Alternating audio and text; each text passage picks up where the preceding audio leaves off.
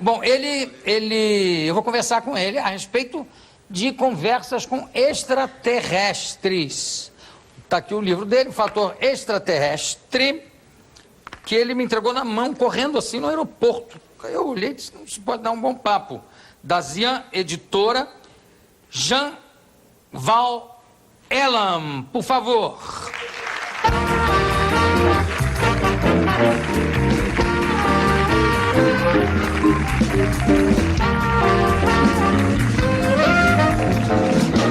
Eu precisava saber o seguinte, porque você viu que eu estava... Foi você mesmo que me entregou o livro? Não tenho a menor ideia quem fez isso. Porque agora que você sentou aqui, eu digo, mas não foi ele que me entregou o livro. Será que foi um extraterrestre? Nesse mundo tudo é possível, Ju.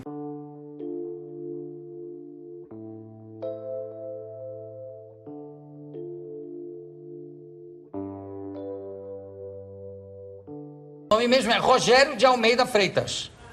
Professor executivo de Natal, nasceu em Natal, em 59. Agora...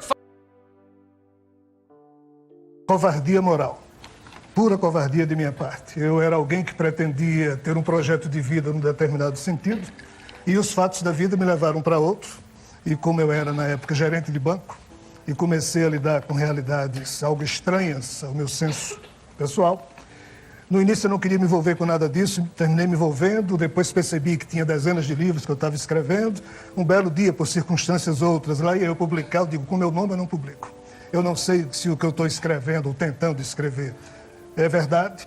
Então, se isso aí servir para alguém, pouco importa o nome do autor terreno. Vou lançar com pseudônimo. Um amigo espiritual, ou seja, alguém do outro lado da vida, disse, na medida em que você decidiu publicar isso com pseudônimo, nós podemos propor um. Eu digo, olha, para mim tanto faz o nome. Disse, olha, coloca esse aí que tem a ver com questões do passado e um dia no futuro você vai entender. Isso, estamos aqui em 1996, quando isso ocorreu. E você já entendeu? Acho que sim. O porquê do nome? Sim. Dá para dizer, não? Dá. Com o desenrolar da tentativa de modestamente escrever vários livros, nas madrugadas de minhas vidas, eu só podia escrever de madrugada, eu sempre trabalhei e trabalho durante o dia inteiro, eu fui notando que pouco a pouco, como se arquivos de um outro tipo de mente que a gente tem foram sendo abertos de vidas passadas e os amigos espirituais ajudando para que eu pudesse fazer alguma coisa. Então, mas me diz o porquê do nome, que eu já estou ficando agoniado aqui. A princípio houve uma certa... Então, disso aí eu compreendi o porquê desse nome. A princípio houve uma certa, segundo eles, e depois eu pude perceber por mim mesmo, uma vida em que fui um professor na cidade de Praga. E o primeiro nome era Jean, só isso. O Val Elam remonta a fatos extraterrenos que eles tentam com isso chamar a atenção para o assunto. Você sabe por que eu chamei você aqui? Porque o que me chamou a atenção no livro foi que o livro é extraordinariamente bem escrito. Você escreve muito bem, tá? Eu acho que eu estrago tudo. Não, eu acho que você escreve muito bem, senão eu não teria... Obrigado. Sabe, eu vou ler um trecho do livro aqui só para dar uma ideia do que eu estou falando.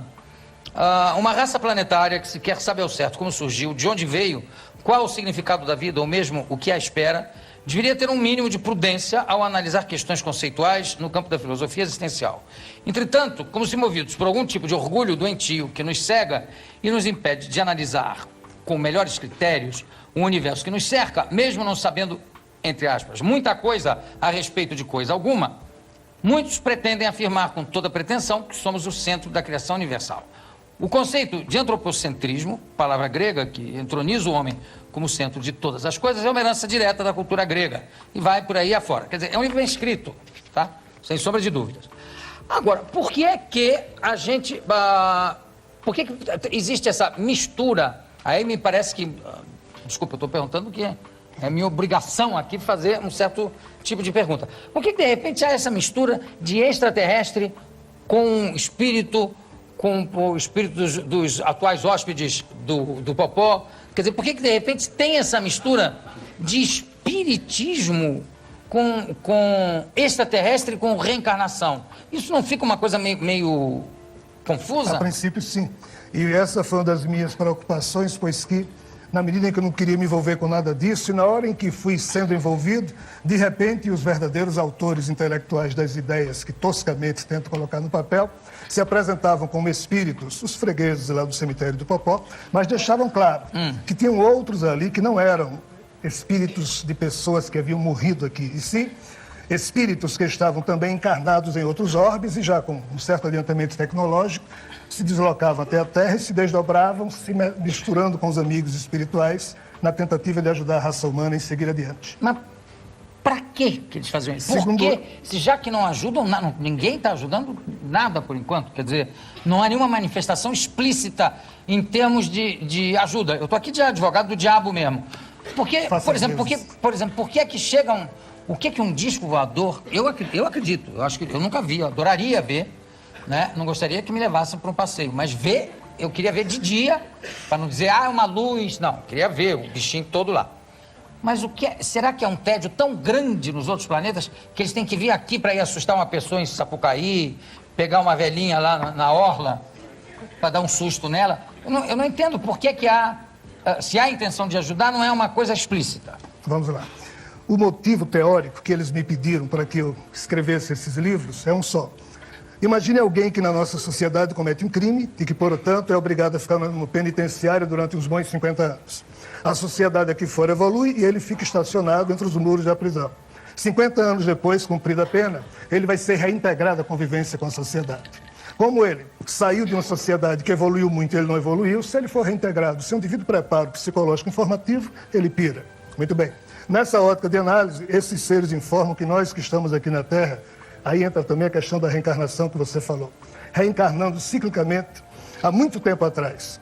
Os nossos espíritos adoeceram, perderam a simplicidade da alma e com isso nós perdemos a habilidade de sentir ternura uns pelos outros.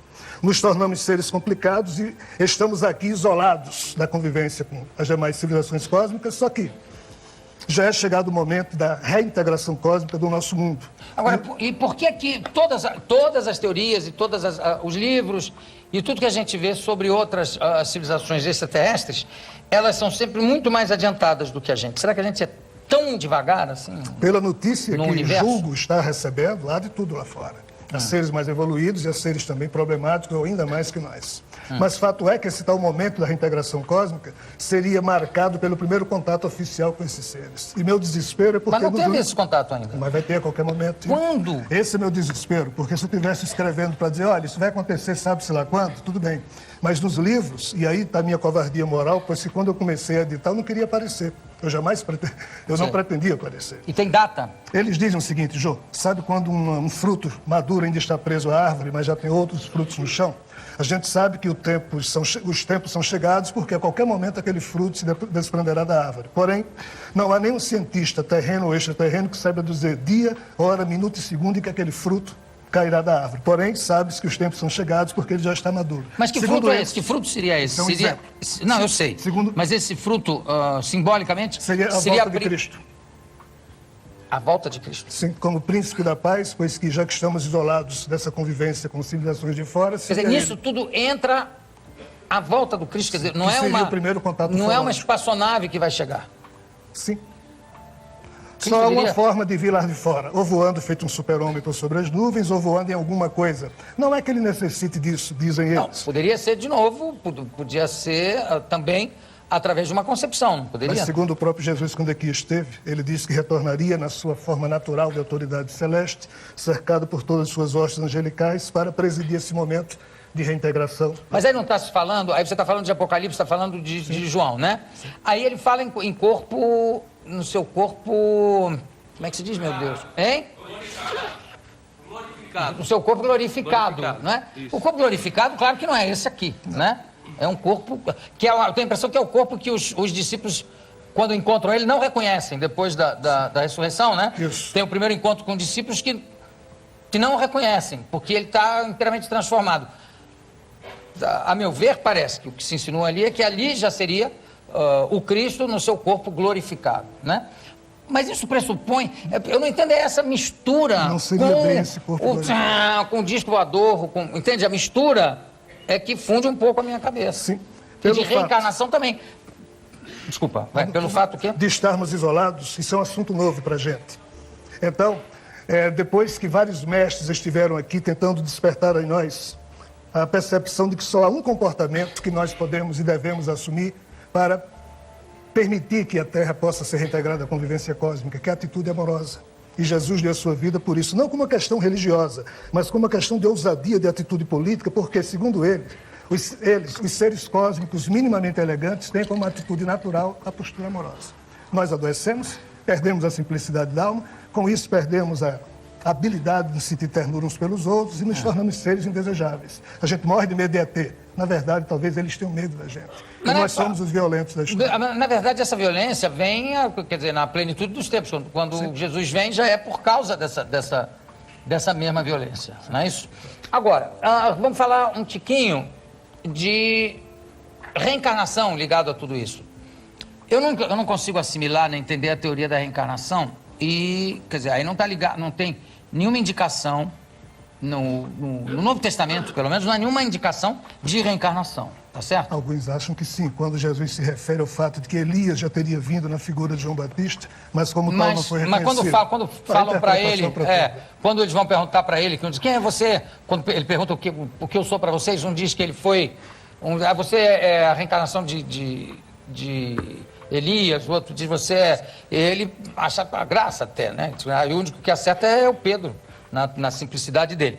Mas eu não entendo, inclusive, matematicamente o negócio da reencarnação. Porque se a população do mundo começou pequena e hoje em dia são mais de 6 bilhões de pessoas, onde é que tem alma para ir reencarnando em tudo isso? Não vai faltar alma numa hora? Não faltou alma numa hora? É como se faltasse, né?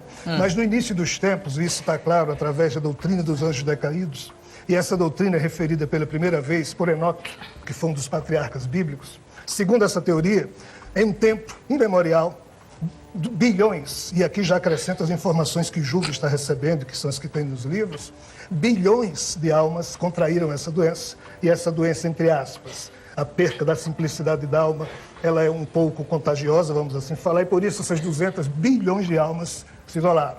Só que a Terra, segundo essa percepção, seria envolvida por esferas espirituais, onde ficam os fregueses do cemitério lá do Popó, em quantidade muito maior do que os corpos físicos disponíveis, e nós estamos, segundo essas notícias, prisioneiros de um processo de reencarnação que ocorre há mais de 600 mil anos aqui na Terra. Quer dizer que esse processo de reencarnação seria quase como, não como uma como é que se diz, uma purificação ou como uma elevação, e sim como um castigo? Não, é uma necessidade evolutiva sob essa premissa de análise. E a pessoa sabe que vai reencarnar, lá vou eu reencarnar de novo. Segundo eles, nos mundos mais minimamente melhores posicionados que a Terra, no processo de reencarnação, a nova personalidade consegue acessar os arquivos das vidas passadas. No nosso caso, por termos nos tornado uma raça extremamente primitiva, e a gente acha normal fazer o mal, etc. e tal, mas sabe um bêbado que não consegue atinar com a própria bebedeira, ou um louco que já não percebe a própria loucura? João, veja só, há uma música de Stevie Wonder chamada Saturno, em que ele diz, there is no sense to sit and watch people die. Não há sentido lá em Saturno as pessoas sentarem para assistir pessoas sendo mortas. E a nossa diversão na Terra. Pois é, mas olha só... Então nós chegamos a um ponto em que dificilmente a gente consegue perceber coisas fora desse condicionamento. Isso é o que eles falam. O que eu acho por exemplo, o que eu acho maravilhoso em Jesus é que, aliás, tem uma poesia, tem um poema do Fernando Pessoa que termina dizendo: e mais do que isto foi Jesus Cristo, que não entendia nada de finanças, nem consta que tivesse biblioteca. Na realidade, o que eu acho maravilhoso no Jesus, ou na ideia do Cristo, é que ele só veio falar o seguinte: olha, vocês se amem. Só amor e perdão, só. Não tem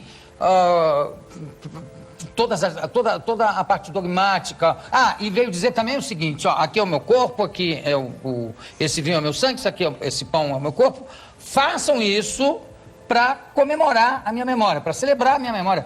Só isso que ele falou. Então, essa simplicidade, essa dificuldade de encarar essa coisa tão simples, né? É uma característica só do nosso mundo aqui, só da Terra? Nessa banda da galáxia, assim. Veja só, se você me perguntasse qual é a sua religião, é terrível. Eu lhe diria, Jô, a minha religião é a religião do mestre Ibn Arabi, que é a mesma de Jesus.